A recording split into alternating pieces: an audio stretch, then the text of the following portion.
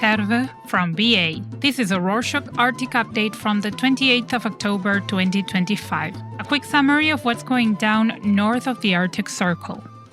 Last week we reported on the UK's latest round of sanctions against Russia and said they'd only be effective if the US and EU followed suit. Well, they joined in. On Thursday the 23rd, the European Commission announced its 19th set of sanctions against Russia. This time, the EU is specifically targeting the gas industry operating from the Russian Arctic too, agreeing to a complete ban on gas imports to the EU. On the same day, the US Treasury announced its own sanctions against Russia's two largest oil companies, Rosneft and Lukoil, freezing their assets and barring any US companies from doing business with them. This is the first time the US has imposed sanctions on Russia since Trump's return to office in January, marking a significant change from the previously friendly stance between the two countries. Thursday the 23rd was a busy day for the US government in the Arctic, as after issuing those sanctions, the Trump administration announced 3 projects which could change the face of Alaska for good. Doug Burgum, the Secretary of the US Interior Department, declared that the entire Arctic National Wildlife Refuge is now open for oil and gas drilling.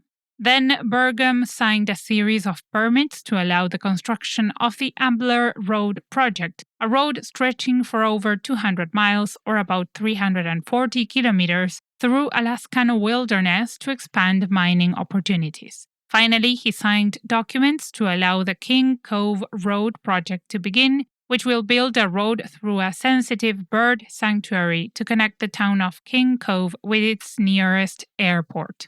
These projects are set to open Alaska up to industry like never before, but at real risk to the Arctic environment.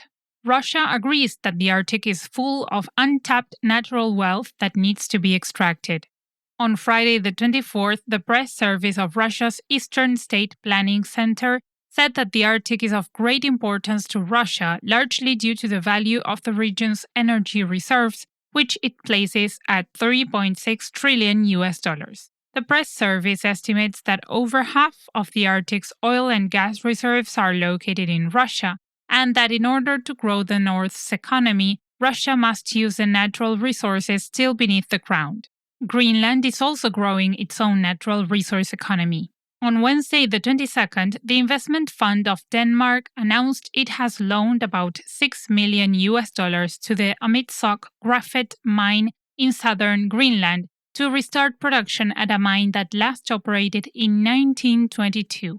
This loan comes as the EU has listed graphite as a critical raw material for renewable energy development, and European nations look toward Greenland for its huge untapped deposits of everything from graphite to uranium.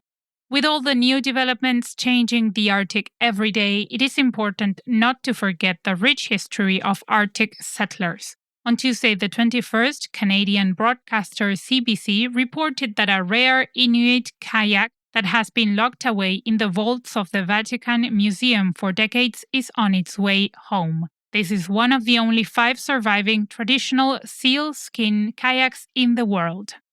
Canadian Indigenous groups have been negotiating with the Vatican and expect to have the vessel closer to home by the end of the year.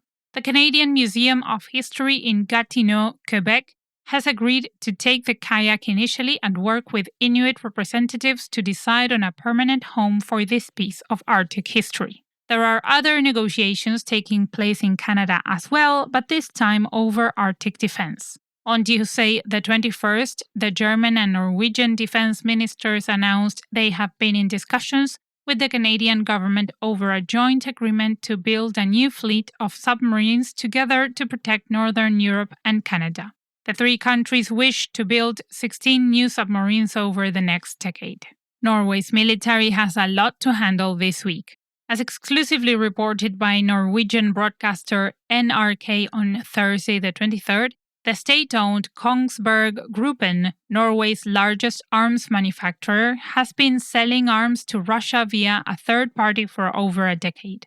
These arms have been deployed heavily in the Barents Sea, the Arctic maritime border between Europe and Russia. With Norwegian law stating that no arms sales must end up being used against Norway, this investigation raises serious concerns over the security status of Kongsberg Gruppen and whether they knew they were earning millions of dollars by selling arms to a Russian military that is continuing to threaten Norway. To read the investigation, check out the link in the show notes. The need to combat the Russian military in the Arctic was made very clear on Sunday the 26th when the newspaper The Telegraph interviewed Tore Sandvik, the Norwegian defense minister. Sandvik said that Russia is amassing nuclear weapons and submarines in the Arctic Circle as it prepares for war with NATO. While Russia's war in Ukraine has devoured heavy amounts of resources, the Russia's military's northern fleet has been expanded and modernized in recent years. The Kola Peninsula next to Norway is now home to the largest concentration of nuclear missiles in the world, which Sandvik believes are currently aimed at the UK, Canada, and the US. Let's go over to Finland, where a new animal might just be taking the crown as the country's national animal. As reported by Finnish broadcaster YLE News, on Thursday the 23rd, the director of the Savo region wants to replace the brown bear with the Saimaa seal as the country's official animal.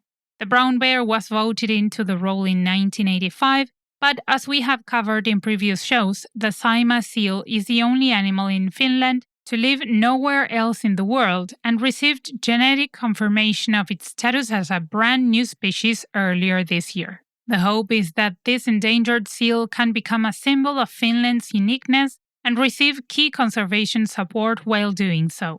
Not all new animal discoveries in the Arctic have been good news. On Tuesday the 21st, the Natural Science Institute of Iceland reported that mosquitos have been found in Iceland for the first time as the warming north makes the country more hospitable for insects. Iceland was previously one of the two areas on Earth that could brag about having none of the biting insects, with the other being the Antarctic. But with Iceland no longer a frozen island, mosquitoes can now survive even through an Icelandic winter. The Natural Science Institute will now need to monitor the insects to see just how they impact the entire Icelandic ecosystem.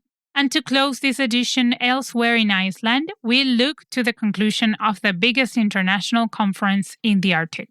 As covered by Dr. Mia Bennett in her brilliant Arctic blog Cryopolitics, on Tuesday the 21st, the Arctic Circle Conference in Reykjavik has ended and underwhelmed. The conference, which once saw guest speakers ranging from heads of state to UN Secretaries General, could only attract minimal attention. The top-billed speech was delivered by Her Imperial Highness Princess Takamado of Japan, who recounted brief visits to the Canadian Arctic decades ago. Dr. Bennett writes that international interest in the Arctic region may be on the downwards, but hopes that 2026 sees a greater desire to protect the North. To read her piece yourself, take a look at the link in the show notes. And that's it for this week. Thank you for joining us. Did you know that we talk about many places besides the Arctic? We've got 9 country updates. We also have 2 more non-sovereign shows about the ocean and multilateral organizations. Interested? Check out the link in the show notes. Got any feedback?